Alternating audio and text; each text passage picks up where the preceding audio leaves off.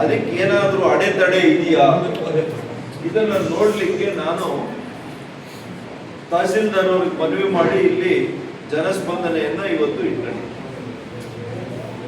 ಆದ್ರೆ ಇಲ್ಲಿ ಅರ್ಜಿಗಳು ನನಗೆ ಬಂದಿದ್ದು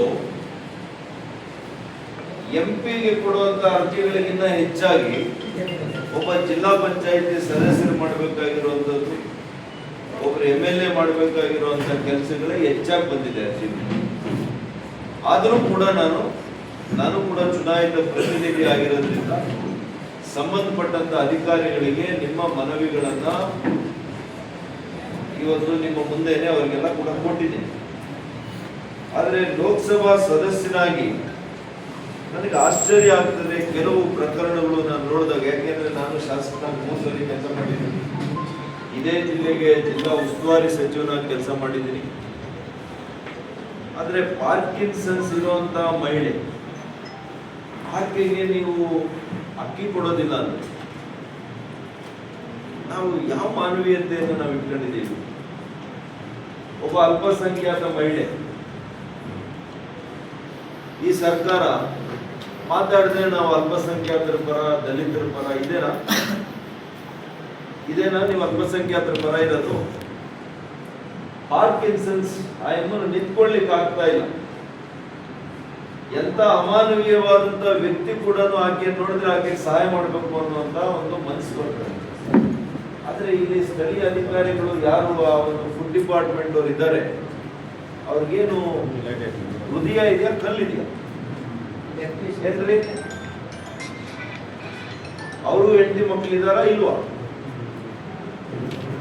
ಜೀವಂತ ಇರುವಂತ ಹೆಣ್ಮಗಳು ಸತ್ತೋಗಿದ್ದಾರೆ ಅಂತ ನಿಮ್ ದಾಖಲೆಯಲ್ಲಿ ಬಂದ್ರೆ ಆಕೆಗೆ ಯಾವ ಪ್ರಯೋಜನ ಇದೆ? ರಾಜ್ಯದಲ್ಲಿ ಯಾವ ಯೋಜನೆ ಕೂಡ ಆಕೆಗೆ ಸಿಕ್ಕಲ್ಲ. ಈಗ ಅಕ್ಕಿನೂ ಕೊಡಂಗಿಲ್ಲ, ಯಾವ ಯೋಜನೆನೂ ಕೂಡ ಆಕೆಗೆ ಸಿಕ್ಕಲ್ಲ. ಪಾಪ ಜೀವಂತ ಇದ್ದಾಳೆ. ನಾನು ಜೀವಂತ ಇದ್ದೀನಿ ಸ್ವಾಮಿ ನನಗೆ ಕೊಡಿ ಅಂದ್ರೆ, ಇಲ್ಲ ಮಾನ್ಯ ಸತ್ತೋಗಿದ್ದೀರಿ ಅಂದ್ರೆ.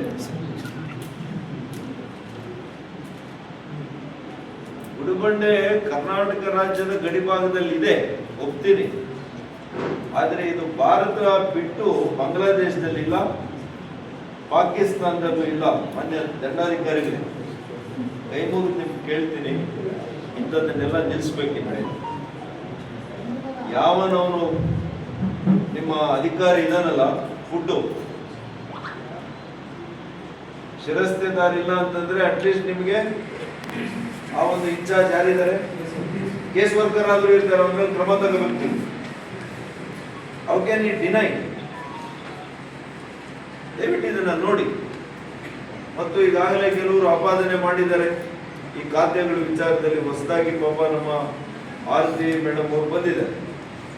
ಅವರು ನಾನು ಇದನ್ನೆಲ್ಲ ನೋಡ್ತೀನಿ, ಯಾವುದೇ ಖಾತೆಗೆ ಈ ರೀತಿಯ ಭ್ರಷ್ಟಾಚಾರ ಆಗ್ತಿದೆ ನಾನು ನೋಡ್ಕೊಳ್ತೀನಿ ಅನ್ನೋ ಮಾತನ್ನು ಅವ್ರು ಹೇಳಿದ್ದಾರೆ. ನೋಡೋಣ ಮುಂದಿನ ದಿನಗಳಲ್ಲಿ ಯಾವ ರೀತಿ ಖಾತೆಗಳು ಉಡುಬಂಡೆದಲ್ಲಿ ಆಗ್ತದೆ ಅಂತ ನಾನು ಕೂಡ ನೋಡ್ತೀನಿ. ಈಗ ನೋಡಿ, ಸ್ಥಳೀಯ ಚುನಾವಣೆಗಳು ಯಾವುದೂ ನಡೀಲಿಲ್ಲ.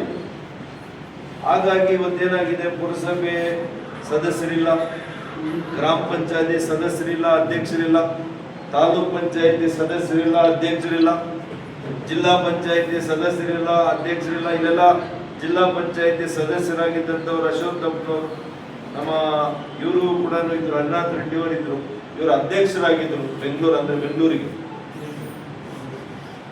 ಇವರೆಲ್ಲ ಕೂಡ ಇವತ್ತು ಕೈ ಕಟ್ಕೊಂಡು ಕೂತ್ಕೊಳ್ಳೋಂಗಾಗಿದೆ. ಯಾವತ್ತೂ ಕೂಡ ಸ್ಥಳೀಯ ಸಂಸ್ಥೆಗಳಲ್ಲಿ ಪದಾಧಿಕಾರಿಗಳಿದ್ರೆ ಇಂಥ ಹೆಣ್ಮಕ್ಳಿಗೆ ಯಾರು ಕೂಡ ಅನ್ಯಾಯ ಆಗಲ್ಲ. ಅವ್ರವ್ರ ಮನೆ ಬಾಗಿಲು ಹೋಗ್ತಾರೆ, ಗ್ರಾಮ ಪಂಚಾಯತಿ ಸದಸ್ಯರ ಹತ್ರ ಹೋಗ್ತಾರೆ, ಅಧ್ಯಕ್ಷರ ಹತ್ರ ಹೋಗ್ತಾರೆ, ತಾಲೂಕ್ ಪಂಚಾಯತಿ ಸದಸ್ಯರ ಹತ್ರ ಹೋಗ್ತಾರೆ, ಅವ್ರು ಕೆಲಸ ಮಾಡ್ಕೊಳ್ತಾರೆ. ಎಲ್ಲ ಕೂಡ MLA MP ಮಾಡಕ್ ಸಾಧ್ಯನಾ? MP ಮಾಡಕ್ ಸಾಧ್ಯನಾ? ಇವೆಲ್ಲ ಆದ್ರೂ ನಾನು ಇವೆಲ್ಲ ಅರ್ಥ ಮಾಡ್ಕೊಂಡು ನಾನು ಬಂದಿದ್ದೀನಿ ನಿಮ್ಮ ಮನೆ ಬಾಗಿಲಿಗೆ. ಇವತ್ತು ನನ್ನ ಕಡೆಯಿಂದ ಏನಾದ್ರೂ ಒಂದು ಸ್ವಲ್ಪ ಆದ್ರೂ ಸಹಾಯ ಮಾಡಕ್ ಆಗುತ್ತಾ?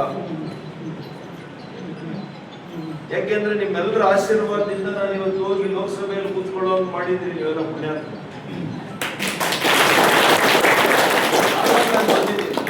ಏನಾದ್ರೂ ಸಾಧ್ಯ ಇದೆಯಾ ಸಹಾಯ ಮಾಡಕ್ಕೆ?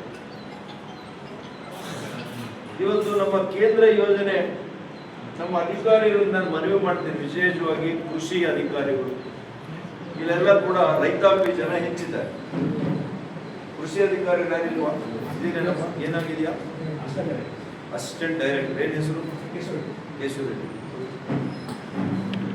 ಈಗ ನಮ್ಮಲ್ಲಿ ನೋಡಪ್ಪ ಸಾಯಿಲ್ ಕಾರ್ಡ್, ಮಣ್ಣು ಪರೀಕ್ಷೆ ಮಾಡುವಂತ ಕಾರ್ಡ್ಗಳು ಎಷ್ಟು ಜನ ಇದ್ದಾರೆ ಈ ತಾಲೂಕಲ್ಲಿ ನಮ್ಮ ರೈತರು? ಅವ್ರಿಗೆಲ್ಲ ಮಾಡಿಸ್ಕೊಟ್ಟಿದ್ದೀರಾ? ನಾಳೆ ನಾನು ಕೇಳ್ತೀನಿ, ಅಲ್ಲಿ ನಾಳೆ ದಿಶಾ ಸಭೆ ಕರೆದಿದ್ದೀನಿ, ಅಲ್ಲಿ ದೀರ್ಘವಾಗಿ ಮಾತಾಡ್ತೀನಿ.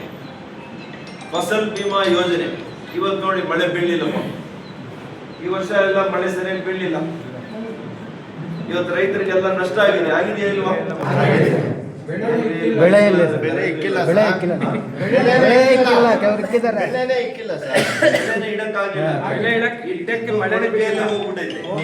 ಕೆಲವು ಮೊಳಕೆನೂ ಬರ್ಲಿಲ್ಲ, ಒಳಗಡೆನೆ ಬಿತ್ತನೆ ಎಲ್ಲ ಬಿತ್ತನೆ ಬೀಜಗಳು ಭೂಮಿ ಹೊರಗಡೆನೆ ಇದೆ, ಮೇಲ್ ಬರ್ಲೇ ಇಲ್ಲ, ಭೂಮಿ ಮೇಲೆ ಬರ್ಲೇ ಇಲ್ಲ. ಈ ತರ ಎಲ್ಲ ಅನ್ಯಾಯ ಆಗಿದೆ. ಅದಕ್ಕೋಸ್ಕರ ಇವತ್ತು ಫಸಲ್ ಬಿಮಾ ಯೋಜನೆ ಮಾಡಿದ್ರು ಪ್ರಧಾನಮಂತ್ರಿಗಳು. ಇದನ್ನೆಲ್ಲ ಕೂಡ ವಿಚಾರ ಮಾಡಿ ನಮ್ಮ ಪ್ರಧಾನಮಂತ್ರಿಗಳು ಕೇವಲ 500 ರೂಪಾಯಿ ಸಾವಿರ ಕಟ್ಟಿರೋರಿಗೆ ಇವತ್ತು 19,000 ಒಂದು ಎಕರೆ ಬರುತ್ತಾ ಇಲ್ಲಪ್ಪ? ಅದನ್ನ ಕಟ್ಸ್ಕೊಂಡಿದಾರಾ?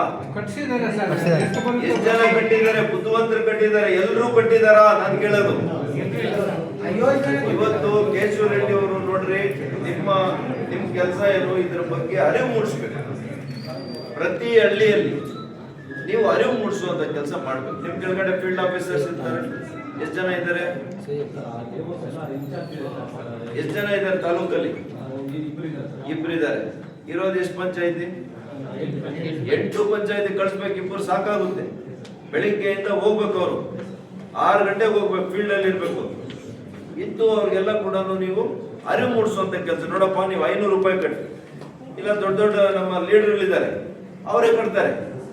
ಕೆಲವು ತಾಲೂಕುಗಳಲ್ಲಿ ರೈತರ ಪರವಾಗಿ 500 ರೂಪಾಯಿ ಅವರೇ ಕಟ್ತಾರೆ. ಆದ್ರೆ ಅವರಿಗೆ ಸರ್ಕಾರದಿಂದ ಎಷ್ಟು ಬರುತ್ತೆ ಗೊತ್ತಾ? 19,000. ನೀವು ಯಾವ್ಯಾವ್ದೋ ಕಾರ್ಯಕ್ರಮ ಮಾಡ್ತೀರಿ, 500 ರೂಪಾಯಿ ಕಟ್ಟಿ ಒಬ್ಬ ರೈತರಿಗೆ ಕಟ್ಟಕ್ಕಾಗಲ್ವಾ? ಕಟ್ಟಿದ್ರೆ ವರ್ಷಕ್ಕೆ ಆಮೇಲೆ ಅವ್ರ ಬೆಳೆ ನಷ್ಟ ಆದ್ರೆ 19,000 ಅವ್ರು ಕೊಟ್ಟು ಬರುತ್ತೆ ಸರ್ಕಾರ. ಇಂಥ ಸ್ಕೀಮ್ಸ್ ಮಾಡಿ. ಕಳೆದ ಸಾಲಿನಲ್ಲಿ ಎಲ್ಲರೂ ಕಡಿಮೆ ಇದ್ರು ಸರ್. ಈ ವರ್ಷ ನಮ್ಮಲ್ಲಿ ಸರ್ 13,429 ರೈತರು ಇನ್ಶೂರೆನ್ಸ್ ಇದಾಗಿದೆ ಸರ್. ಈಗಾಗಲೇ ಸರ್ ನಮ್ಮ ತಾಲೂಕಿನಲ್ಲಿ ರಾಗಿ ಮಳೆ ಆಶ್ರಿತ ಬೆಳೆಗಳು ಮೇಜರ್ ಕ್ರಾಪ್ಸ್ ಆಗಿದೆ ಸರ್.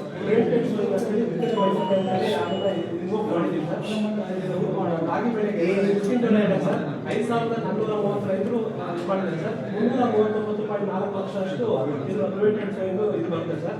ಅದೇ ರೀತಿ ರಾಗಿ ಮಳೆ ಆಶ್ರಿತ ಸರ್ ಮತ್ತೆ 14 ಮಾರ್ಚ್ ಆಗಿದೆ ಸರ್. 7,430 ಜನ ಈಗ ಆಗಿದ್ದಾರೆ ಸರ್. ಅವ್ರಿಗೂ ಸಹ 364.3 ಲಕ್ಷ ಬರುತ್ತೆ ಸರ್. ಇದು ಸರ್ಕಾರ ಮಟ್ಟದ ಖರ್ಚು ಕಳಿಸಿದ್ದು ಸರ್. ಎಲ್ಲ ರೈತರಿಗೆ 25% ಅಷ್ಟು ಇನ್ಶೂರ್ ಅಮೌಂಟ್ ಏನಿದೆ ಅದನ್ನ ಬರುತ್ತೆ ಸರ್. ಓಕೆ, ಬೀಜಗಳು ಸ್ವಲ್ಪ ಕರೆಕ್ಟಾಗಿ ಕೊಡ್ತಾ ಇದ್ದಾರೆ.